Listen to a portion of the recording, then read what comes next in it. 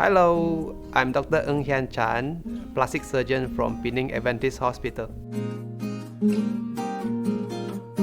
Breast augmentation or breast enlargement surgery are the surgery to increase the size of breast. So the most common procedure are breast implant surgery or fat grafting. So both had pros and cons. So breast implant surgery is a one-stage surgery where you can choose your size of implant, and it's one procedure to increase your size to the size that you want. And fat grafting process is actually more natural process, but you may need to take, first you must have enough fat. Second, after the fat grafting, part of the fat will dissolve, so there may be a resorption rate about 30%.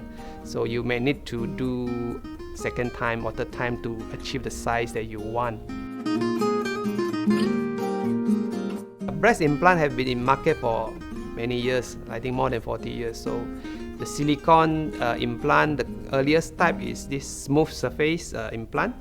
And because breast implant had the problem is the implant, so after insert in your body, sometimes your body form a capsule, and the capsule sometimes can harden.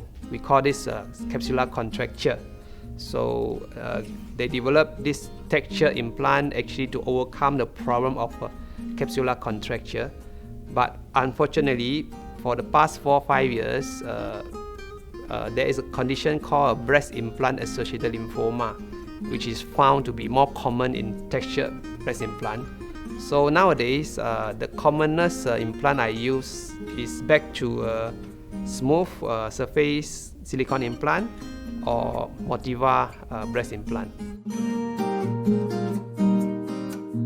Actually, nowadays, breast implant is a newer generation, so it's very durable and they hardly rupture. But what if an implant ruptured?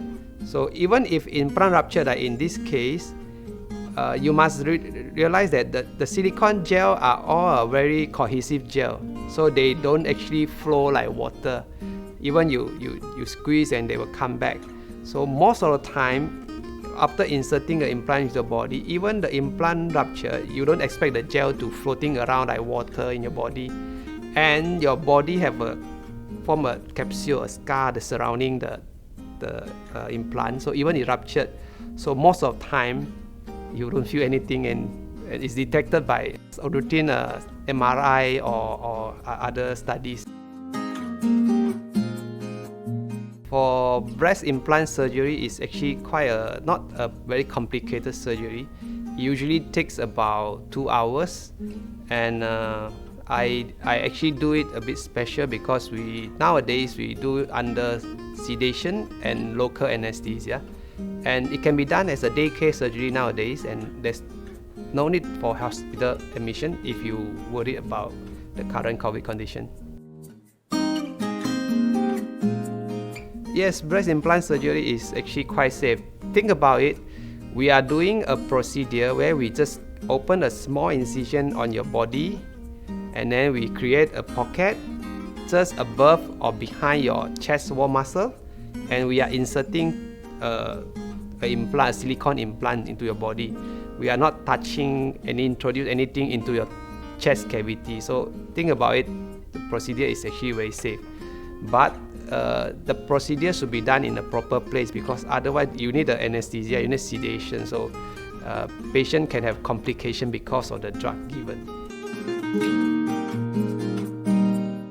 To introduce a breast implant, we need to open the incision. So there are about 4 types of incision can be made to introduce a breast implant. Usually we do it just below the breast. We call it the inframammary incision, or that's common in Malaysia. But the drawback is the scar is actually quite obvious. In Chinese or Malay people, it can be quite dark scar.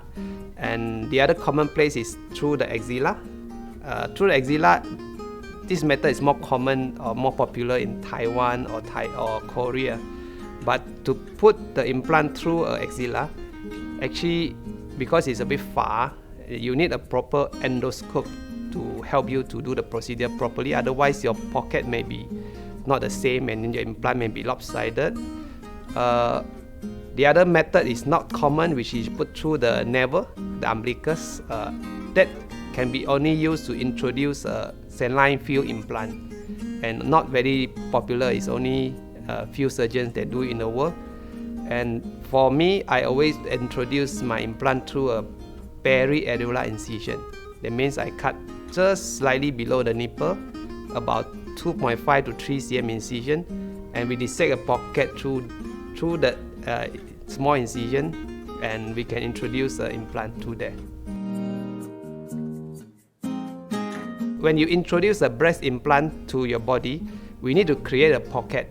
So no matter you put the implant through the periareolar incision or inframammary or transaxillary, the risk of causing nipple numbness is there because we need to create a pocket. So there's a chance of damage the nerve supply to nipple. But nerve supply to nipple didn't come directly from below the nipple, actually come from the side of chest wall, both sides of chest wall.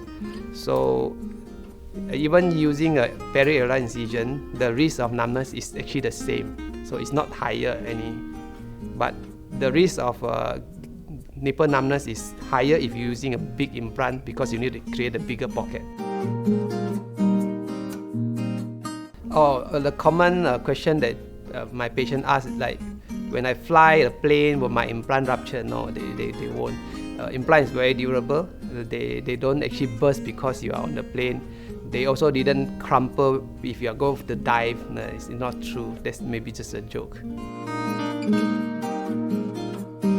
Yes, of course. The breast implant is introduced to behind your breast gland or behind your muscle. So after being inserted, they actually, when we go through the incision, we actually only damage a very little bit of breast duct. So after the surgery, most of the time it didn't affect the breast feeding property. And I have many young patients that after breast implant surgery married and had children and breastfeed normally, no problem. And don't worry about the implant, the silicone gel going to the breast milk. It's not true. It cannot happen because you see the gel not even flow out, even they ruptured. Yeah. If you are going to go for a breast implant surgery, I would try to go to a hospital, to do in a hospital, or at least find a plastic surgeon or surgeon that familiar with the procedure. Try not to do in a beauty salon, because sometimes without a proper setup, either you can have a complication from anesthesia, which can cause you to have stop breathing and die, or you can have infection because the environment is not very clean. And the worst if they use some implant which from not sure which country, which is poorer quality,